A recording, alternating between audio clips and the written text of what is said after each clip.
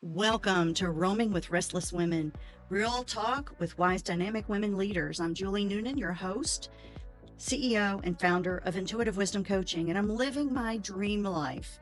I live and work in my RV, coaching senior women leaders as they navigate corporate politics, family drama, and personal goals to live their own dream lives. These women are restless. They are never done seeking new opportunities, learning, and ways to create value in the world. If you'd like to apply to be a guest, stick around to the end of the show and I'll let you know how. So let's go. Good afternoon. This is Julie Noonan with Roaming with Restless Women, real talk with wise, dynamic women leaders. And today I have someone very special to me on the show. Her name is Nancy Schultz. Nancy is, full disclosure, used to be my boss and has been my mentor. She was the one who took a chance on an outspoken corporate denizen and made a passable consultant out of her. Nancy founded the Nashville office of the North Highland Company, a consulting business with a unique model: consult where you live. When other consultancies were sending their consultants away from home to client sites from Sunday to Thursday, North Highland placed consultants and businesses locally within 75 miles of home, typically, and which allowed for a lot more work-life balance, which was not a thing back then. Generally speaking, it just became a thing. Nancy is recently retired and enjoying traveling with her family, but she isn't done giving.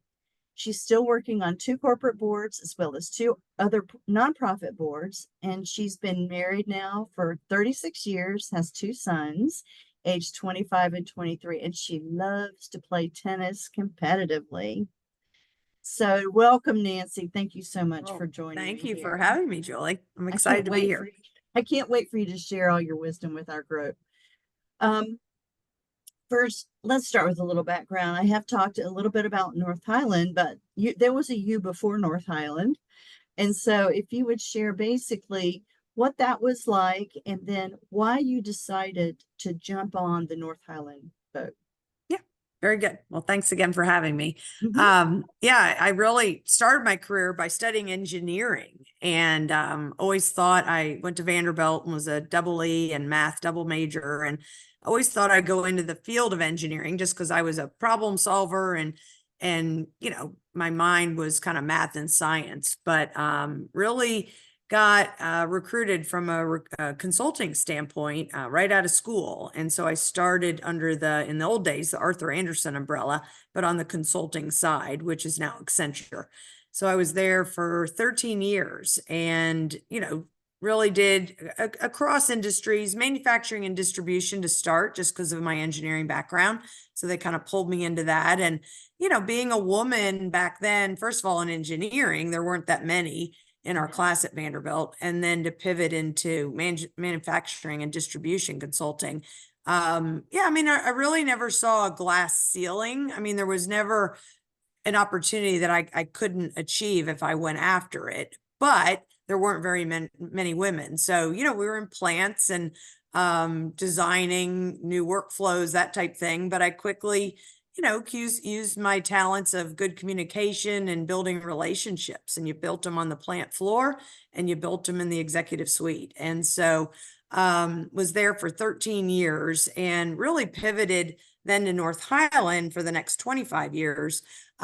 Because of our first son, as Julie mentioned, we have 2 boys, 25 and 23. So I had Chandler when I was still at Accenture, and it was hard to be a mom, work full time and travel. In the old days, my husband would take me to the airport at 2:00 on Sunday afternoon, and I didn't come home till Friday night. I mean, that was kind of the road warrior. Just the way it was in consulting. The best thing that ever happened to consulting was the pandemic. I mean, it proved that we could, add value to clients, but not be there on site 5 days a week. So I really, I tried to make it work, flying out on Monday, back on Tuesday night, back out Wednesday, back Friday night, but I wanted to be a present mom. And we waited, we'd been married 10 years when we had Chandler. So North Highland's model was to really tie into the companies that were headquartered in your city. And so had the great opportunity to open the Nashville office for North Highland Consulting in 1999. So never looked back. So we built the healthcare practice then out of the Nashville office, just because Nashville's a healthcare mecca. So really just had a great run there, just, building great talent and serving excellent clients in the Nashville and surrounding areas. Well, tell me, what were some of the challenges that you came up against when you started the office there in Nashville?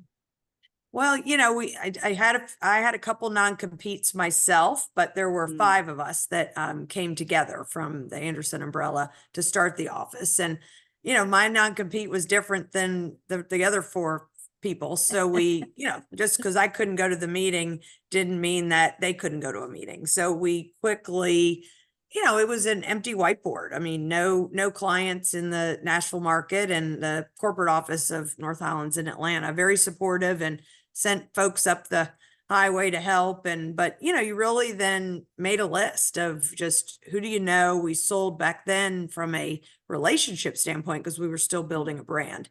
And now North Highland's selling more from a brand standpoint. But back then it was like, okay, who do you know and how can we help you solve problems?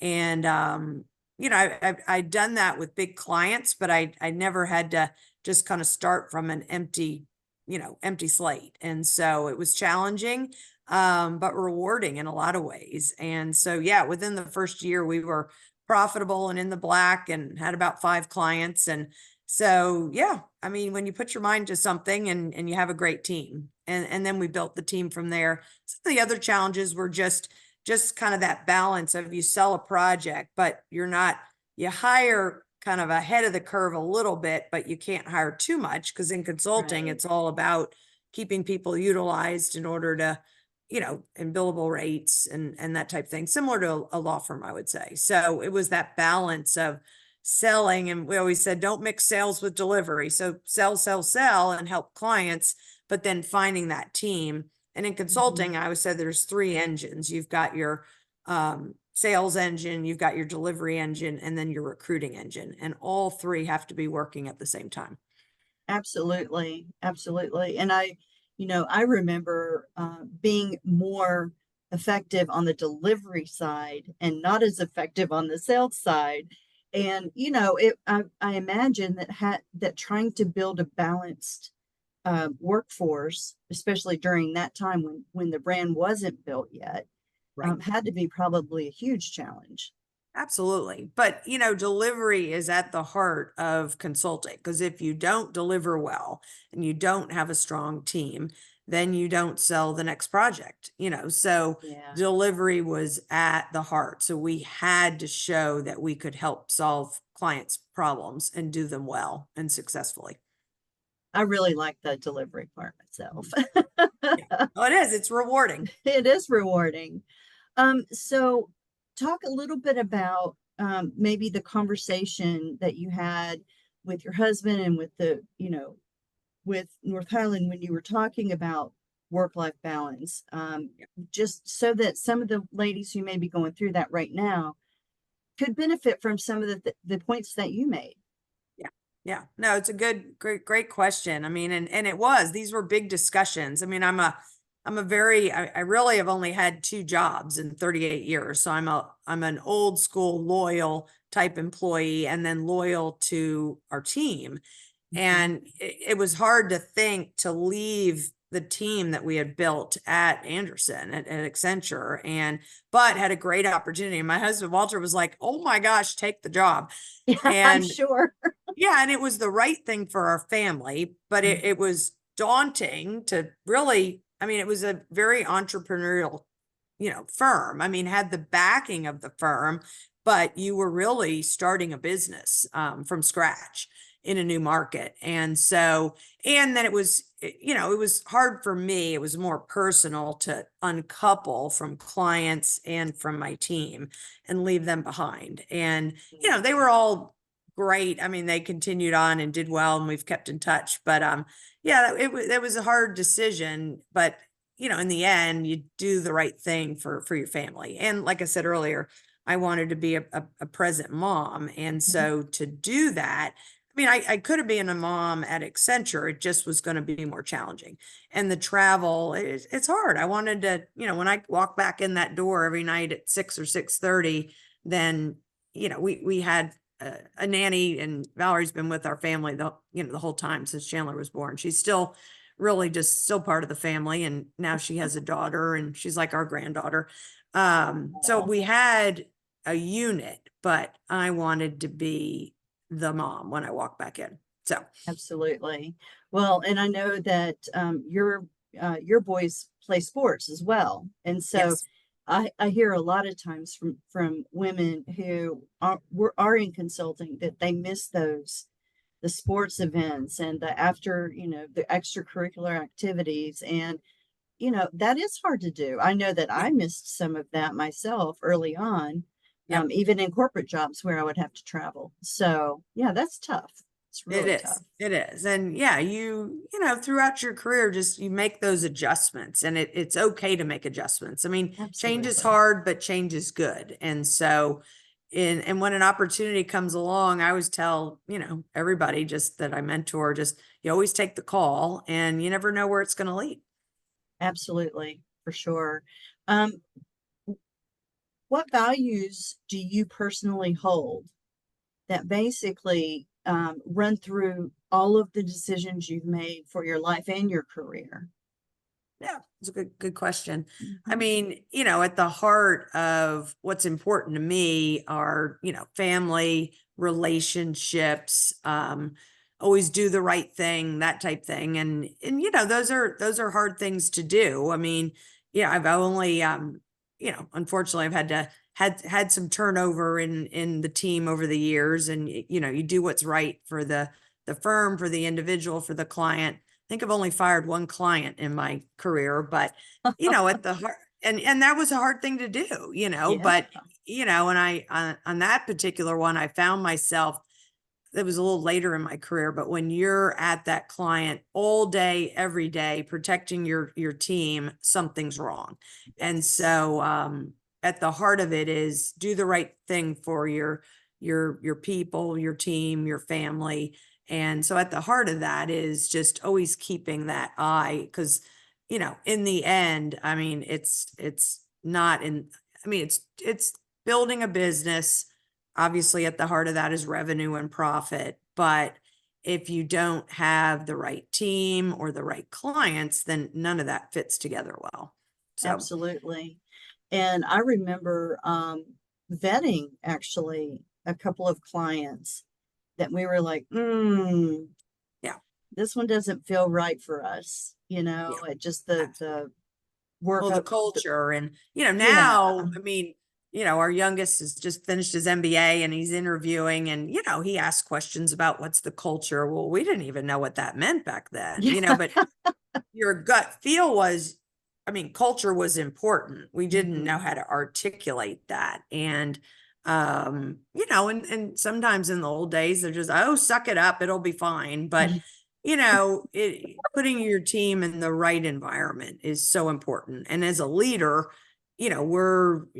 as a leader, you need to be the culture police. And now we're trained on that, and we're trained with diversity, equity, and inclusion and all that. But in the old days, you figured it out. And some leaders, and that's why I've encouraged, I mean, the hybrid workforce is great, but and some positions are probably fine remote, but I learned what type of leader I wanted to be and what I didn't want to be by seeing and being, in the presence of leaders. And, there are plenty of leaders that I hope I never see again, because that was not the leader I wanted to be. But by working under them, I learned a lot. And so, I think that's important too.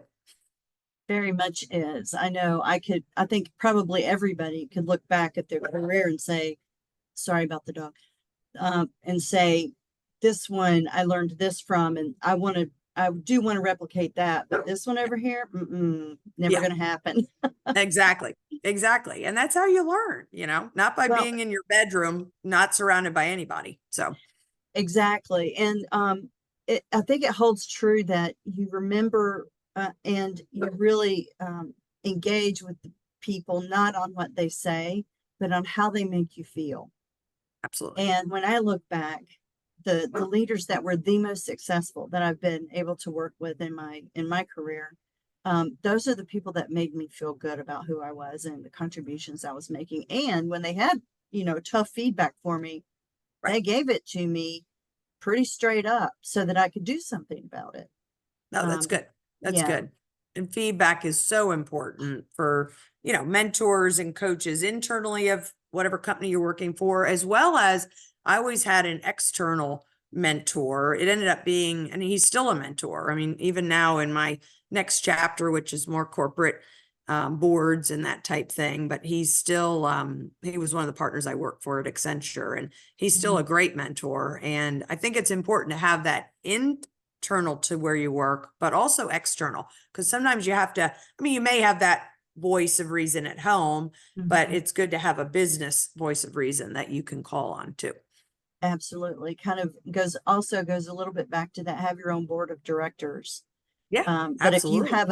have a business coach or a personal coach who really truly can give you a wide perspective on what Yes, you're doing and give you additional ideas, that there's nothing that compares. Actually, that's absolutely. perfect. So, what did you learn or wish you had known? Like, what was a big mistake that maybe you made, or something that, you look back on and you go, dang, that was a big one. What did I learn from that? And Yeah. how did it change me? Yeah, it's good. I kind of referenced that earlier in, having to shut down a client. And I think, like I said, I'm wired as a problem solver. So consulting was perfect for my personality and my mindset. And this one client was very challenging from a culture standpoint. And then there were a couple bad actors there. And I think I thought I could protect the team, I could fix it, I could, make it better. And, I was there every day, every hour. And, at that point I was covering multiple accounts, and I should have made the decision to pull the team faster. And, and I had people I was bouncing things off of. So don't fail alone. Don't make those decisions in a vacuum. But at the part of it, it was my final decision. And I ended up pulling the team. We fired the client.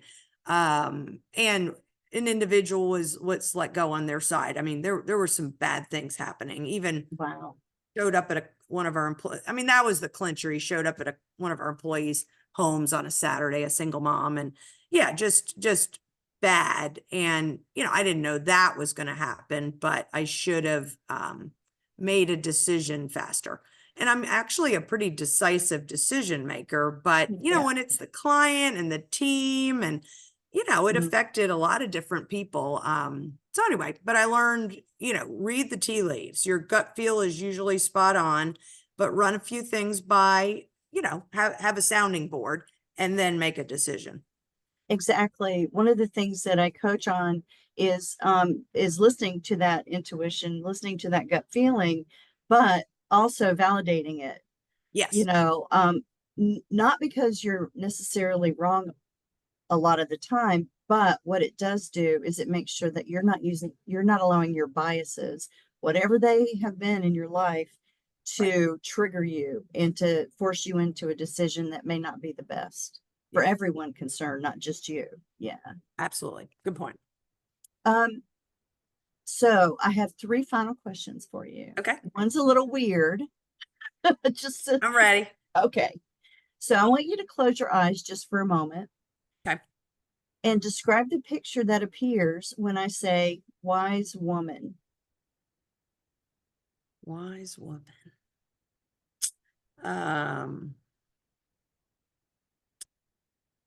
I see, this is kind of funny though, but I see back to my guidance counselor in high school, Miss What? Varallo. Wow. And Okay. she was a game changer back then, and kind of encouraged me to focus on engineering. I was going to be a doctor, more math and science. And women back then, I mean, were engineering. I'm like, what does that mean? Yeah. Am I going to run a train or something? Or, I didn't know what that meant. And, she was all about women being, game changers, catalysts for change, doing something different, that type thing. So, and she was a wise woman. I mean, she put me on a trajectory. And back then, women in engineering, I mean, women are engineers still being hired, but yeah, I mean, consulting was figuring out, as well as I had a couple engineering offers, General Motors and then Train Air Conditioning, that we think differently. I mean, gender, there's gender diversity, there's experience diversity, that type thing, but we look at things through a different lens. And so, yeah, she could see that it could be an interesting career path. Wow, she was right. She was spot on. Where do you like to roam? I mean, like you mentioned, I love to play tennis and be with my family and that type thing, but I love to travel. So we just got back from a European trip. I retired over a year ago. My husband just retired in May. And so we went with his sister and brother-in-law on a river cruise. And so I'm intellectually curious, and then I'm kind of culturally curious. So I love seeing different parts of the world. And so we covered Luxembourg and Germany over the last, we just got back about 3 days ago. So, yeah, I love to just roam and see what the different parts of the world are, as well as our great country. So our youngest has got us into hiking. So, yeah, we've been doing some hiking and biking. He took me to Iceland last year and we hiked over mountain ranges. And so, yeah, I had to kind of get myself back in shape to do that. I guess so. Yeah. Oh my goodness, I love that. Well, so the last question, what makes you restless? Yeah, good question.